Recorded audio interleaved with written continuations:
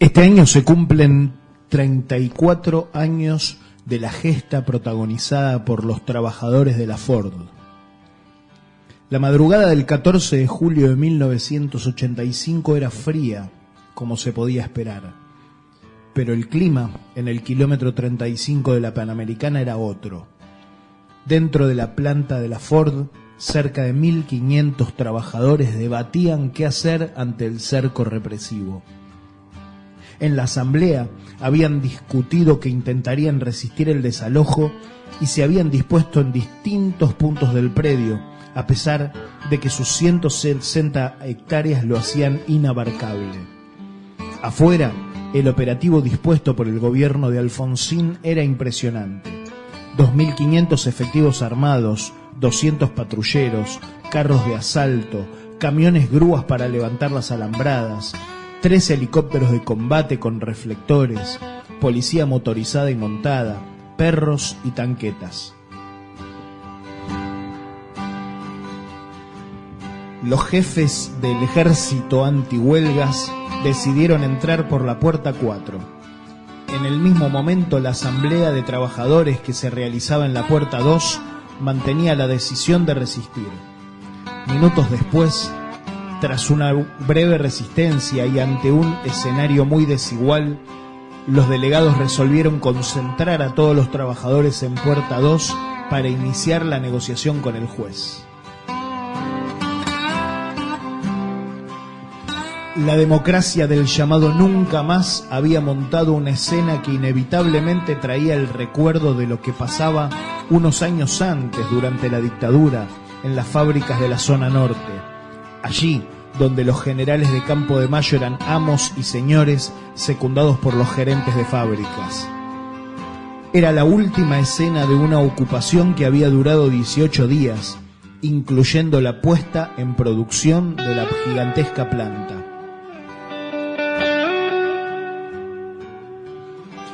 El conflicto comenzó el 25 de junio. Ese día la dirección de la empresa envió 33 telegramas de despido, acusando a esos trabajadores de ausentismo elevado crónico y falta de contracción en sus tareas. Así rezaban los telegramas. Rompía así unilateralmente un acta de acuerdo firmado unas semanas antes con la comisión gremial interna, donde la empresa se comprometía a no producir despidos ni suspensiones programadas. Pero no era un rayo en cielo sereno. Hacía 2 meses el gobierno de Alfonsín había puesto en marcha el Plan Austral, que entre otras cosas buscaba controlar la inflación. Consistía en una devaluación de la moneda, que pasaba a llamarse de peso a austral, y un congelamiento relativo de precios y salarios. La pérdida del poder adquisitivo del salario venía acompañado de distintas medidas de ajuste por parte de las patronales, que generaron una serie de conflictos entre los trabajadores. El de Ford era uno de ellos, uno de los más importantes. Para ser más concretos, la gran prueba de resistencia de la clase trabajadora al ajuste alfonsinista. Los 33 telegramas eran, hay que decirlo, una clara provocación de la multinacional yanqui. En abril, el cuerpo de delegados de la Ford había definido que no permitiría despidos. La Ford era conducida en ese entonces por la lista naranja. Habían sacado el 40% de los votos contra apenas el 8% de la lista verde de José Rodríguez, desprestigiada tras la traición y la complicidad con la dictadura. Durante los años de plomo, la gerencia de Ford había cedido un quincho para la tortura y desaparición de los delegados de entonces. El 26 de junio la Asamblea Obrera vota la ocupación. De sus 4.500 trabajadores, 3.800 se suman a la medida. La mayoría de los medios de comunicación comienza a demonizarlos, alineándose con la empresa. El Ministerio del Trabajo considera ilegal la medida de fuerza, evitando dictar la conciliación obligatoria. El 27 se realiza una nueva asamblea. Ante la conducción central del ESMATA, los trabajadores deciden continuar las tratativas en el ministerio, levantar el paro y trabajar, pero mantenerse en el interior de la planta a resguardo de sus puestos de trabajo. Un turno trabajaría mientras el otro continuaría en estado de asamblea. Cuando llegan a sus puestos notan que los capataces habían retirado todas las herramientas de trabajo. La Ford había iniciado así un lockout patronal. Una nueva asamblea en la puerta 2, ante la presencia de familiares y periodistas, decide mantener la ocupación. Se forman comisiones y se vota un reglamento interno. Los trabajadores se organizan por secciones que funcionan por asamblea. Se forman comisiones que se encargan de la vigilancia, la comida, la atención a la prensa, las recorridas por la fábrica, las visitas a universidades y otras empresas para difundir el conflicto, para pedir solidaridad y para sostener el fondo de huelga. El 30 de junio se forma la Comisión de Mujeres. Esposas y madres de los trabajadores se organizan para extender la solidaridad y se entrevistan con los diputados y con el secretario general de la CGT, Saúl Ubaldini. El miércoles 3 inician una huelga de hambre en la Plaza de Mayo. El conflicto se endurece. Para la empresa, lo que está en juego es su plan de racionalización de la producción. Para el gobierno, el sostenimiento del plan austral. Para la burocracia del sindicato, la posibilidad de derrotar a los sectores combativos en el gremio. La militancia también lo sabe, por eso la asamblea del 8 de julio vota 5 puntos, entre ellos que se mantenga la toma. Reclama la intervención del presidente de la Nación, reclama el cese de presiones judiciales sobre los delegados y reclama y exige al Consejo Directivo de ESMATA un plenario nacional de delegados. Los obreros de la Ford de Inglaterra realizan un paro de 12 horas en solidaridad con sus hermanos de General Pacheco. Hacía 3 años que había terminado la guerra de Malvinas, pero los obreros ingleses tenían claro que eran parte de la misma clase trabajadora. El 11 de julio ocurre un hecho histórico. Ante versiones de la empresa que estaban en riesgo importantes máquinas y herramientas, los trabajadores deciden desmentirlo poniendo a producir a la fábrica. Los días 11 y 12 de julio, centenares de trabajadores ponen en marcha las secciones de camiones, motores, estampado y montaje, mientras otros continuaban en los puestos de guardia. Demostraban así ante millones de espectadores que seguía el conflicto y miles de trabajadores del cordón de la Panamericana que una planta gigantesca y de alta complejidad podía funcionar aún sin patrones ni supervisores. Fueron los mejores coches que salieron de la Ford, sostienen algunos de sus protagonistas de aquella gesta.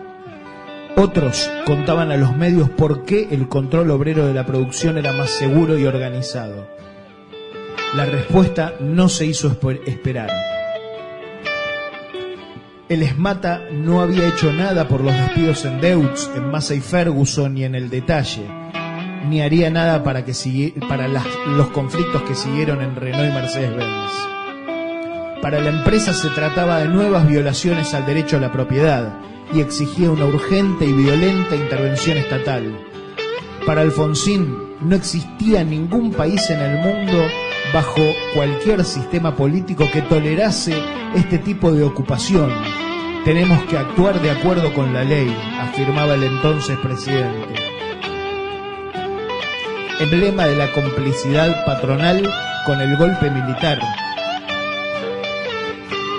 Con tanque y metralla, la madrugada del 14 de julio, avanzaron los uniformes hacia la planta de la Henry Ford. Tras el desalojo, la empresa tomó nuevas represalias. No solo ratificó el despido de los 33 originales, sino que además dejó cesante a otros 338 trabajadores, incluyendo a toda la comisión gremial interna y el cuerpo de delegados. A pocos días de la reanudación de la producción, los despidos llegarían a 500. El juez penal de San Isidro, Ángel Papalia, procesó penalmente a toda la comisión gremial interna. Les dictó prisión preventiva, aunque luego serían eximidos. Los cargos fueron privación ilegítima de la libertad, turbación de la posesión, daños, hurtos reiterados, uso ilegítimo de automotores, lesiones leves y usurpación de la propiedad. El 24 de julio, el presidente de Ford Argentina, Robert Sparvero, el secretario general de entonces de ESMATA, José Rodríguez, y el entonces ministro de Economía, Hugo Barrionuevo, firmaron un acuerdo con el cual se daba por cerrado el conflicto. La producción se reanudó con vigilancia policial en los alrededores y rigurosos controles a los obreros que reingresaban a la planta. La directiva de ESMATA impuso una nueva comisión interna. Sin embargo, una asamblea de más de 2.000 trabajadores rechazó el acuerdo firmado por empresa, sindicato y gobierno y votó prorrogar el mandato de la comisión interna y el cuerpo de delegados cesanteados. A pesar de la resistencia, los planes de la alianza, contraria a los intereses de los trabajadores, se terminarían imponiendo. Ford Motors Argentina avanzó con su plan de racionalización. La comisión directiva de ESMATA con su plan de eliminar a los sectores del peronismo combativo que conducían las terminales. El gobierno de Alfonsín continuó con su plan austral.